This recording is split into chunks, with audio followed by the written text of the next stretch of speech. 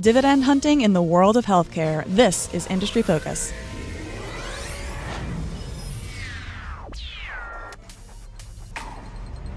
Hi everyone, welcome to Industry Focus Healthcare Edition. I'm Christine Hargis and I'm joined via Skype by Todd Campbell. Todd, how are you? I'm doing great this week. Great, good to hear. So it is Dividends Week on Industry Focus, as our listeners who have been with us so far this week will know. And so we wanted to just take a dive into the world of dividend investing. I mean, it's something that is really, really important for retirement portfolios and people that are looking for steady income. But it's important for all portfolios. I mean, they're a hallmark. Dividend stocks over time will bring you in some really great returns. But there are so many dividend paying companies out there. How do you know which ones to buy? And so we wanted to split it up by industry and have everybody on the show just take a look into dividends within their sector, the questions that are unique to the space, and what are some promising companies to look at. So, of course, the first number that you're going to look at when you turn to dividends is the yield. How much is this company paying you? And to me, the first question that raises, and I want us to answer it through kind of a healthcare lens, but also in general, Todd, is a bigger yield always better? First, I'm so happy we're talking about this because I think this subject is very important. People are relying more and more on dividend-paying stocks to boost their portfolios, to generate out retirement income. So it's great that we're having this open discussion on dividend-paying stocks, the things to look for. As far as high-yield stocks, no, not all dividend-paying companies are created equal. And I think investors need to take a very careful look, especially in the healthcare arena, at high dividend paying stocks to see why shareholders may have sold down the shares in these stocks, and that's what's responsible for the increase in yield. Because remember, the yield is going to be a reflection not only of the share price direction, but also the payout. So of course, if you have a percentage, it's going to be a fraction, so you can have a really high fraction because the numerator is really big, or it could reflect the denominator. So two aspects to look at there. So if it's because the stock's price has been hammered down, then that's certainly not a good sign. Right. I mean, if you get a very high yielding stock, like in healthcare, there's this company called PDL Biopharma that yields very high. And that people will look at that and say, oh my God, that's a great dividend. It's north of 10%. I got to own that.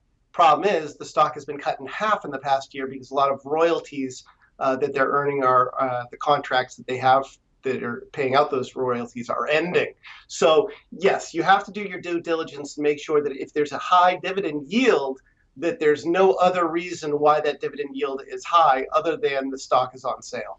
Yeah, and I think it's always something to look out for when you see a yield that looks too good to be true. I mean, it could be fantastic, but for me, I would say it's about a yellow flag. If I see something that's greater than the average, I mean, the S&P 500 yields about a 2% dividend payment. So if I see more than that, it's definitely worth investigating, and maybe not a definite flag that you need to stay away, but certainly worth trying to figure out. Is the yield high due to share price declining, or is it some management gimmick to keep investors interested in some otherwise uninspiring stock? There are questions to ask when you see something that's really high. But in general, if you look at a stock and it's got a solid dividend payment and you dig in a little bit, what you want to be looking for is this stable, promising future. I mean, that's really what it comes down to, is a stock that's going to continue to pay a high dividend needs to be able to find the money to pay it somewhere. So how exactly would you go about figuring out, am I going to continue receiving these dividend payments? Is my investment safe? I always look at three things when it comes to healthcare stocks. I look at the products they have on the market currently. I look at the pipeline of drugs that are coming up through the ranks, and I look at their financial condition to make sure that they're rock solid and continue to make those payments.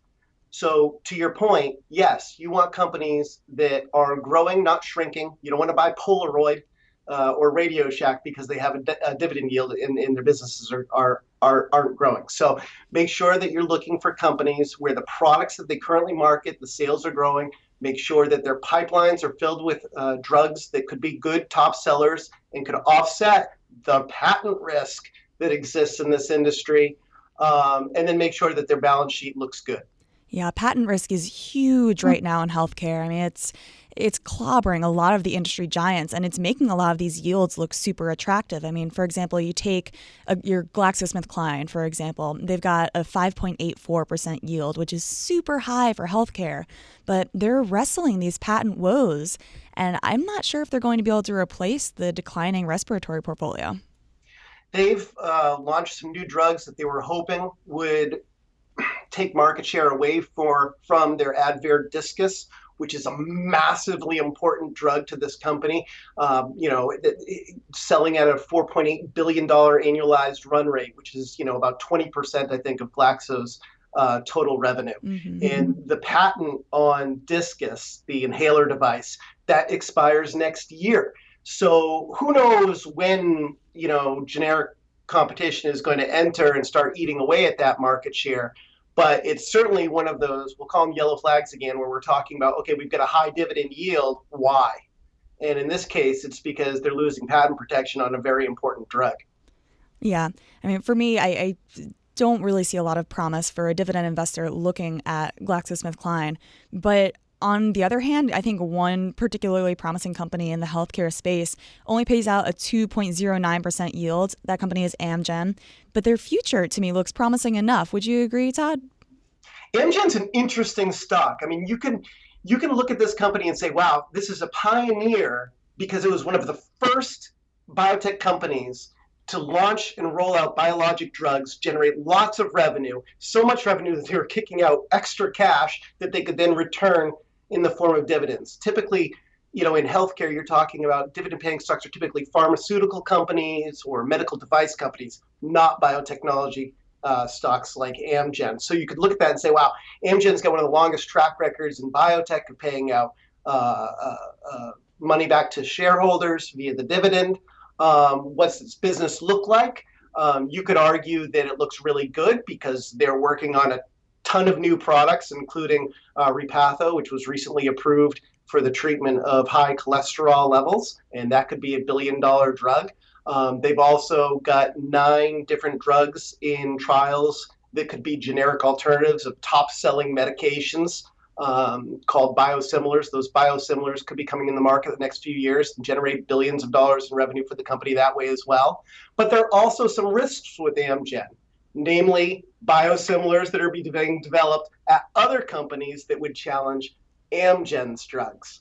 For example, this past year, Novartis won approval for an alternative to Amgen's Neupogen.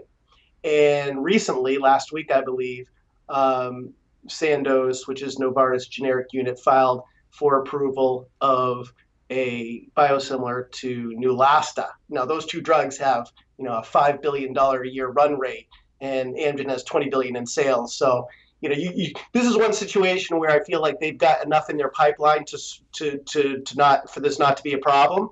But there are some risks that are associated with it as well. Yeah. And the last comment I would just make on Amgen is, and this is an important thing to consider, I always look at something called the cash dividend payout ratio. Now, what this does is it says, okay, rather than looking at earnings, which, accountants can game a little bit, let's look at the cash flow that's being generated by the business and then see what percentage of that is being paid back to investors in the form of dividends. If it's a high, like a 1, that's bad. At Amgen, it's not worrisome. It's not a high number. I think we're going to be okay there. Yeah, it comes in right around 26%, which means there should be plenty of room to continue growing the dividend, or if earnings were to shrink, if biosimilar competition is more of a threat than currently it seems like it would be, there still should be a little bit of a buffer zone for the business itself. You made a really interesting point earlier about it being kind of rare to find dividend-paying biotechs. Recently, by recently I mean February, so sort of recently, Gilead Sciences started paying out a dividend, and it never had before done that. And it was a small dividend. I think right now the yield is around 1.5%, but it's kept it steady payout since then. And it has raised this interesting question to me of, do we want to see biotechs paying out a dividend in the first place? I mean, as investors, it's great to get a check in the mail, especially if you're going to reinvest the dividends. But for a biotech company where so much of the company's worth has to do with the pipeline and the research and development spending, don't we want to see all of their cash going straight back into R&D? Yeah, I mean, this is an ongoing debate in the industry, and investors really are come down on both sides of the fence here. If you're paying a dividend like Gillian decided to do, you open your, in theory, you open up the investor base to, let's call them more steady hands. People who are dividend investors typically are not looking to trade in and out of stocks. Okay, they're looking to make long-term investments, and that means that you've got less volatility in the share price, which means that you have more insight into your ability to raise money in the open markets that can be then used to help develop new medicines. So on the one hand, yes, dividend payments take away money from R&D, right? Because obviously if you're spending that money back to investors, you're not plowing it back into your own drug development, right? But at the same time, it also creates a more desirable shareholder base that over time can be more consistent. Yeah, that's a really good point. I mean, dividends are a long-term kind of game. I mean, you're not going to hop in and out on a daily basis of dividend stocks. That's just not how this all works. Speaking of long-term, I ran some numbers earlier today on my favorite healthcare dividend company. And if you had invested $10,000 in this company at the beginning of 1985, it would be worth today, and this number really does baffle me, it would be worth today $461,216 without dividends reinvested. Now, if you had taken those dividends and reinvested them, you'd be sitting on $718,367. So that's the difference in $461,000 versus $718,000. Now, I'm not going to share what that company is on the show because I really would love to encourage everybody to check out on our website. The folks that you hear every day on Industry Focus put together a roundtable article in which we each pitch our favorite dividend stocks from the sectors in which we specialize. You can see this article totally for free at dividends.fool.com. Definitely check it out. There's some really awesome content on there. You can learn what this company is. You can also find out some of our other favorite dividend stocks in all the sectors that you hear covered on the show. With that, probably a good time to remind everybody that Todd and I, people on our program, we might have interest in the stocks that we talk about. The Motley Fool could have formal recommendations for or against them. So do your research. Dividends.fool.com, great place to start if you're looking for some great dividend ideas. I wanted to end the show with something kind of foolish that a listener sent in. But before we move on, I just want to go back to you, Todd, and see, do you have any final thoughts for our listeners as they're looking through and trying to craft a dividend portfolio? Quality, quality, quality. Don't reach for yield. I mean, historically over time, when interest rates have started to rise, dividend paying stocks have not performed quite as good as they do when interest rates are falling. So make sure that as you're planning your portfolio, that you're focusing on the highest quality companies and you're not chasing yield. That's great advice. So moving on to a listener, it's a comment, I guess. It's not quite a question, but a listener sent in an email to industryfocus@fool.com where you can always contact us. And I thought it was absolutely worth sharing. So thank you to Fred Gattis of St. Louis, Missouri, who saw this and thought, what a foolish CEO. So yesterday, Radius Health announced a delay in the submission of a new drug application to the FDA for an osteoporosis drug. The target for this NDA had been the end of 2015, and they announced that they're going to delay it to the first 3 months of 2016, which investors did not react well to this news. But if you actually dig in and you listen to what he has to say, CEO Robert Ward, who actually came from AstraZeneca, he says, part of our assessment was, is this the time to ask everyone in our supply chain to work on an accelerated basis over a period of time when they all had personal plans? Or was it better for us to pick a timeline that was more respectful for what the overall work-life balance might be across our whole supply chain? He goes on to say, when we think about the agency today, we want a chance to dot every I and cross every T and take our time. It's the holistic element, right?